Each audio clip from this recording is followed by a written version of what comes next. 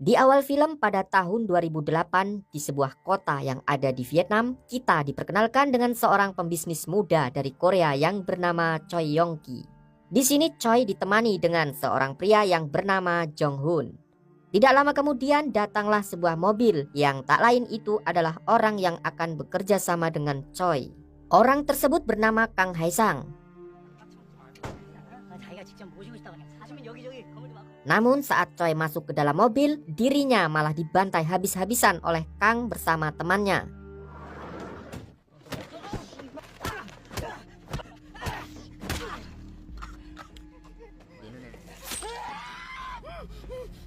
Ternyata Kang adalah seorang kriminal kelas kakap dari Korea yang kabur ke Vietnam, yang dimana dia sudah mengatur semuanya agar bisa memeras uang yang dimiliki oleh Choi.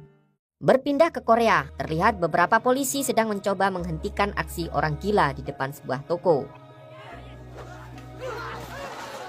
Kemudian datanglah seorang polisi yang gagah perkasa. Dia bernama Suk-do. Di sana Suk-do langsung mencoba untuk menghentikan orang gila tersebut dengan akan menangkapnya dari belakang. Namun karena badannya yang terlalu gagah, Suk-do malah menjatuhkan rak jajanan di toko tersebut sehingga membuat orang gila itu mengetahuinya. Suk-do yang orangnya memang terlalu barbar, dia pun langsung membuat orang gila tersebut terkapar di tempat.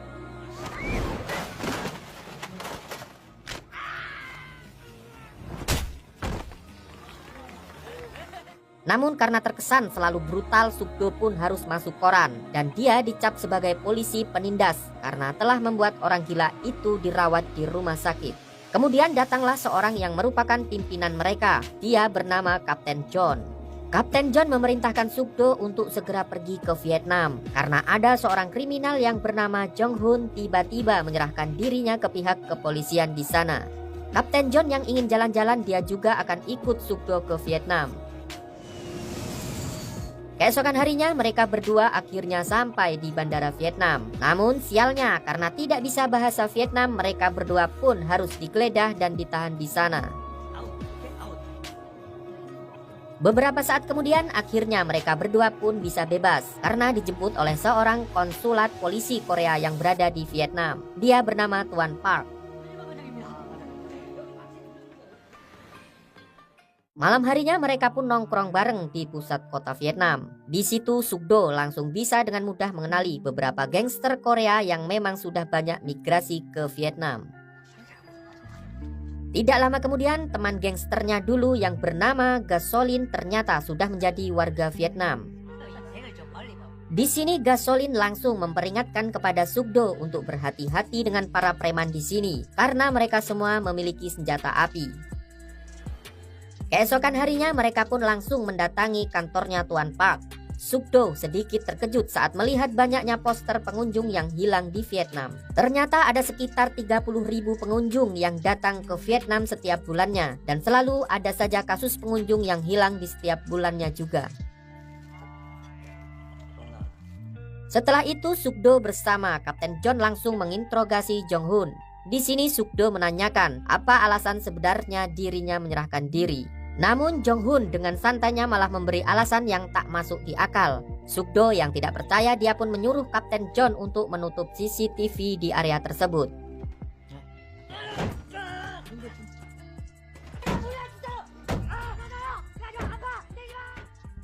Akhirnya Jong Hoon pun memberitahu alasan yang sebenarnya. Ternyata dia menyerahkan diri karena dirinya akan dibunuh oleh rekannya yang bernama Jang Do. Setelah berhasil mendapatkan alamat tempat tinggal Jang Do, mereka pun langsung mendatanginya. Sesampainya di sana, Suk-do dan Kapten John sangatlah terkejut dikarenakan Jang Do telah terbunuh. Hal tersebut membuat mereka semakin bingung dengan situasi di sini. Kemudian mereka kembali mendatangi Jong Hoon untuk menanyakan apa yang sebenarnya terjadi. Jong Hoon pun menceritakan bahwa dia telah bekerja sama dengan seseorang bernama Kang Hae Sang. Ketika di penculikan itu, Choi sempat kabur keluar dari mobil. Namun karena tempatnya yang semak belukar, Choi pun akhirnya kembali tertangkap. Tetapi tiba-tiba Kang Hae Sang membunuhnya.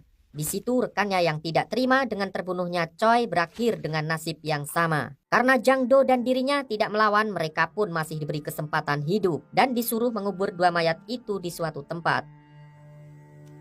Tidak hanya itu, dengan wajah santainya Kang Haesang memotong tangan mayat Choi, kemudian memfotonya untuk meminta tebusan. Maka dari itu Jong Hun menyerahkan diri karena dia merasa sedang diincar oleh para anak buah Kang. Di situ Sukdo pun meminta alamat kepada Jong Hun tempat mayat Choi dikubur. Setelah mendengar semuanya, Sukdo pun memerintahkan tim yang ada di Korea untuk mencari tahu catatan kriminal yang dilakukan oleh Kang. Kemudian mereka bertiga mendatangi tempat kedua mayat itu dikubur.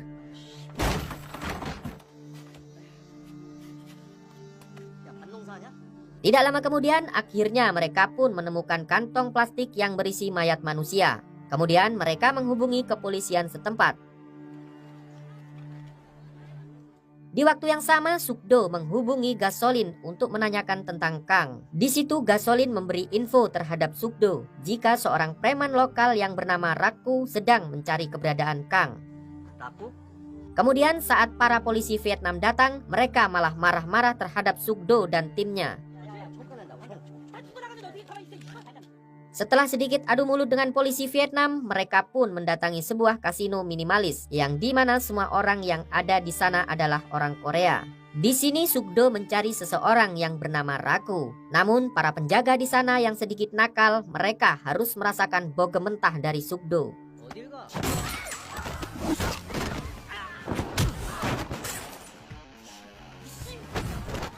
Tidak lama kemudian Rako pun keluar dari sana, namun dia malah menodongkan pistol ke arah Sukdo.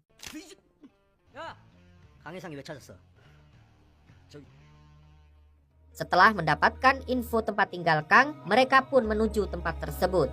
Ketika itu Sukdo mendapat kabar dari kepolisian Korea kalau ayahnya Choi sedang mengirim pembunuh bayaran untuk menghabisi Kang.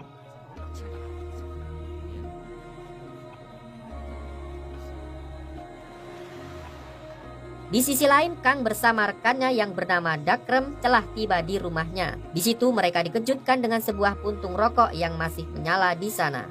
Benar saja, ternyata Kang telah ditunggu oleh sekelompok pembunuh bayaran di rumahnya.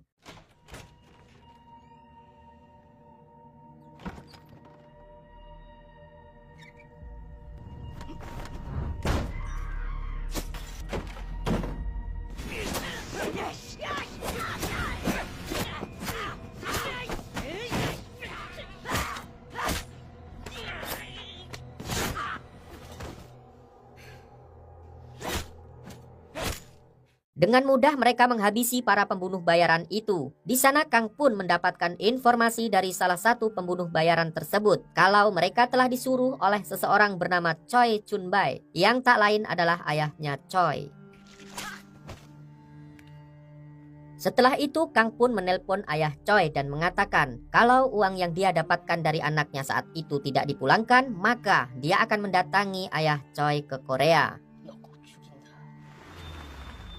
Sementara itu Sukdo bersama Kapten John telah tiba di kediaman Kang. Di sana mereka dikagetkan karena adanya banyak mayat yang bergeletakan. Tidak lama kemudian tiba-tiba saja Kang mencoba untuk membunuh Kapten John.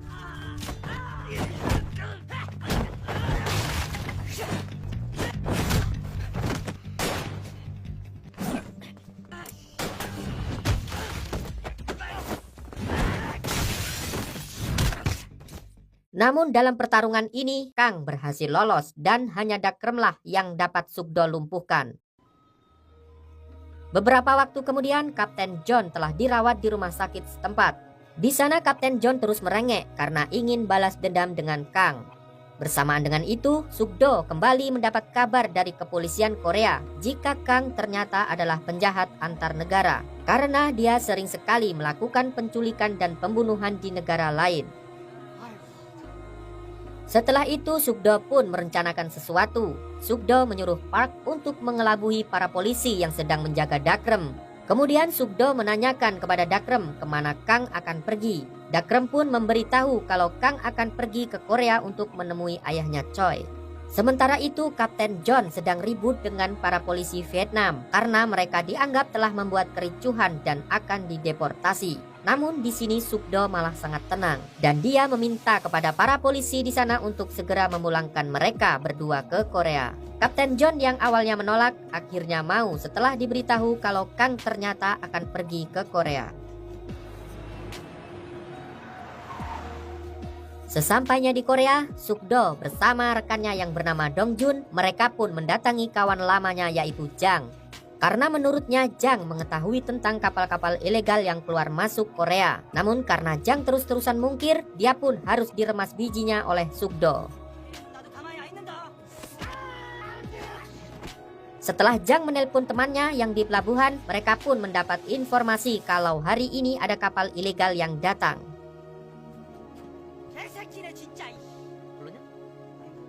Kemudian Sukdo bersama rekannya menyelidiki CCTV yang ada di pelabuhan tersebut. Di situ mereka melihat Kang yang telah berhasil mencuri salah satu mobil yang sedang terparkir di sana.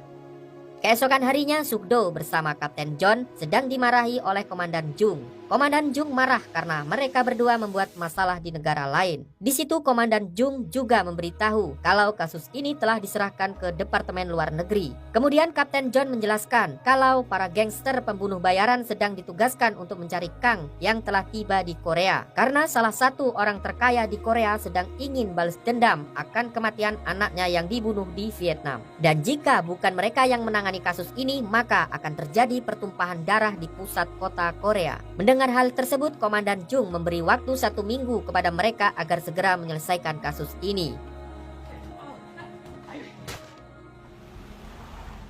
Di tempat lain, kita diperlihatkan dengan kedua gangster yang sedang menaiki mobil pick-up. Mereka bernama Gin Chul dan Kong Chul. Mereka berdua adalah rekan Kang yang ditugaskan untuk membantu Kang dalam penculikan ayah Choi. Sementara itu, ayah Choi bersama ajudannya akan turun ke bawah untuk menemui para pembunuh bayaran yang telah datang dari luar negeri. Tetapi ternyata Kang telah menyelinap di acara tersebut. Ketika di dalam lift, ayah Choi yang belum mengetahui wajah asli Kang, dia pun tidak menyadari kalau Kang sedang berada di hadapannya. Tanpa pikir panjang, Kang pun memulai aksinya dengan menghabisi ajudan ayah Choi.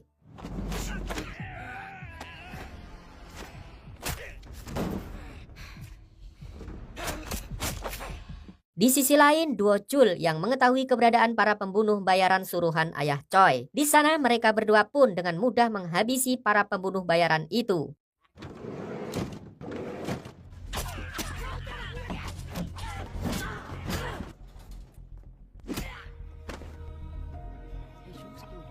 Lalu rekan Sukdo yang bernama Dongchul melihat dari CCTV kalau ayah Choi telah diculik oleh Kang. Dongchul pun segera menghubungi Hong Seok untuk mencegat Kang yang berusaha kabur dari sana. Namun karena mereka hanya berdua, Kang berhasil lolos dari tempat tersebut dengan membawa ayah Choi. Setelah itu, ketika di kantor polisi, istri dari ayah Choi memperlihatkan sebuah video yang dimana ayah Choi sedang disiksa oleh Kang. Kang di sini mengancam ibu Choi dengan meminta tebusan uang sebesar 2 miliar terhadap dirinya kalau ingin ayah Choi tetap selamat. Di situ Sukdo pun memberikan saran terhadap ibu Choi kalau Kang meminta tebusan jangan mau untuk mentransfer uang tersebut karena Sukdo memiliki rencana lain. Tidak lama kemudian Kang pun menelpon ibu Choi. Di sini ibu Choi menuruti saran dari Sukdo. Dia meminta agar uang tebusan tersebut dapat ia berikan secara tunai. Kang yang tak punya pilihan lain, dia pun mau dengan cara tersebut dengan syarat tidak ada orang lain ataupun polisi di sana. Sementara ibu Choi yang tidak bisa menyupir, dia pun berbicara terhadap Kang. Setidaknya dia membutuhkan seorang sopir untuk mengantarkan dirinya ke tempat tersebut. Di situ Kang pun menyetujuinya. Setelah itu para polisi malah kebingungan siapa orang yang nanti akan menjadi supirnya ibu Choi. Namun ternyata Sukdo sudah punya pilihan. Di tempat lain, Jang sedang kedatangan 2 pasien wanita. Di sana dia sedang membicarakan soal pernikahan palsu terhadap para wanita itu. Dan ketika Jang akan memanggil calon prianya, yang datang malah Sukdo yang langsung marah-marah ketika Jang tidak mengangkat teleponnya. Ternyata Sukdo memilih Jang yang akan menjadi supirnya ibu Choi ketika nanti mengantar uang ke Kang Haesang. Berpindah ke Kang, di sini dia memerintahkan dua Chul untuk melewati rute yang sudah dia tentukan ketika nanti sudah mendapatkan uang dari ibu Choi.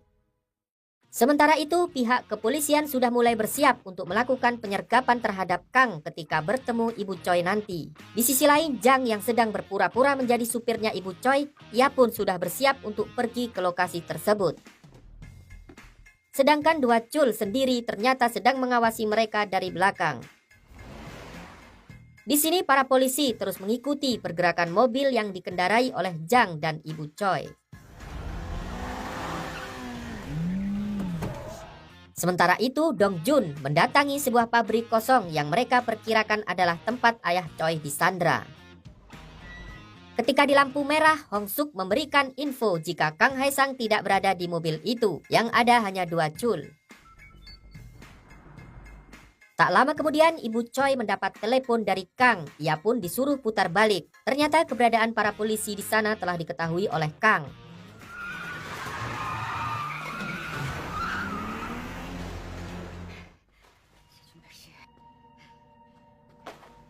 Di sisi lain, Dong Jun sendiri telah menemukan keberadaan ayah Choi. Namun di sana ia malah harus terkena tikam oleh Kang.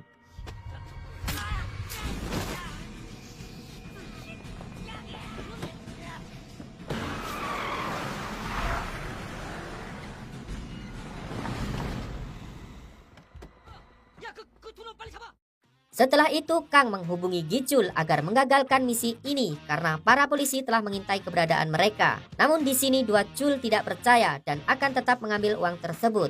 Sukdo yang mendapatkan info jika ayah Choi telah diselamatkan, ia pun menghubungi Jang agar berhati-hati dengan mobil putih yang berada di belakangnya. Di situ Sukdo akan memberikan aba-aba ketika mereka mulai melakukan penyergapan. Namun tak disangka Do Chul malah menghadang mobil yang dikendarai oleh Ibu Choi. Seketika hal tersebut membuat Jang langsung putar balik dan masuk ke dalam parkiran mall.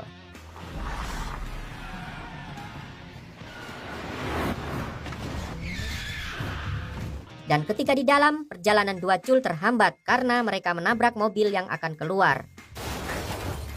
Melihat hal itu, Jang menyuruh Ibu Choi untuk segera masuk ke dalam mall. Sedangkan Jang sendiri malah kembali mengendarai mobil tersebut.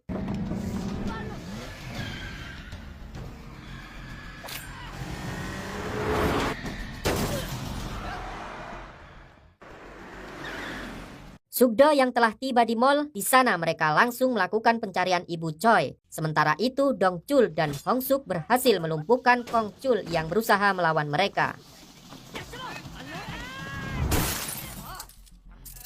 Tetapi ternyata Gi Chul masih terus mengikuti Ibu Choi yang berada di dalam mall. Pada akhirnya, ketika Gi Chul berhasil menangkap Ibu Choi, dengan cepat Sukdo memberikan adegan yang penuh adrenalin di sana.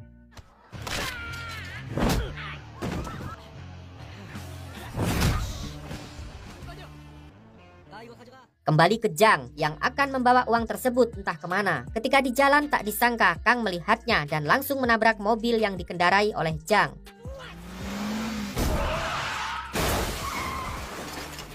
Di sana Kang berusaha merebut uang tersebut, tetapi Jang yang lincah, di situ ia pun langsung kabur menggunakan taksi yang kebetulan ada di sana. Kang yang memang sedikit psikopat, di situ ia malah menikam para polisi yang mendatanginya. Pada malam harinya, sebuah berita menginfokan jika Jang telah kabur membawa uang tebusan tersebut dan dia akan pergi ke Cina melalui pelabuhan. Kang yang mengetahui hal tersebut, ia pun bergegas pergi ke sana untuk mencegat Jang. Di sisi lain, Jang sendiri telah sampai di pelabuhan. Di situ ia menghubungi temannya untuk memesan tiket. Tetapi ketika Jang akan menuju ke kapal, ternyata Kang telah mencegat di sana. Jang yang awalnya sombong dengan Kang, seketika nyalinya ciut saat melihat golok gobang milik Kang Hae Sang. Pada akhirnya Kang pun berhasil membawa uang tersebut. Tetapi ternyata secara diam-diam Jang masih mengikutinya dan menginfokan hal ini ke Sukdo. Kang yang merasa telah aman, tak lama dari itu bus yang ia naiki dicegat oleh para polisi. Ternyata polisi tersebut adalah Sukdo. Kemudian terjadilah pertarungan yang sangat epik antara Sukdo dan Kang Hae Sang.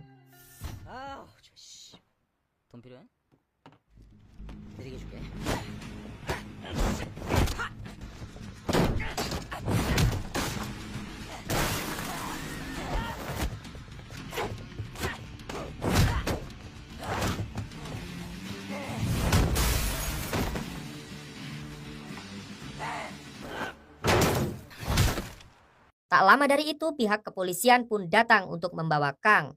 Akhir cerita, ketika Jang sedang mabuk-mabukan, ia pun mendapat telepon dari Sukdo. Di situ Sukdo berterima kasih padanya. Ternyata yang membuat Jang akan membawa uang tersebut kabur ke Cina, itu semua adalah rencana dari Sukdo. Dan film pun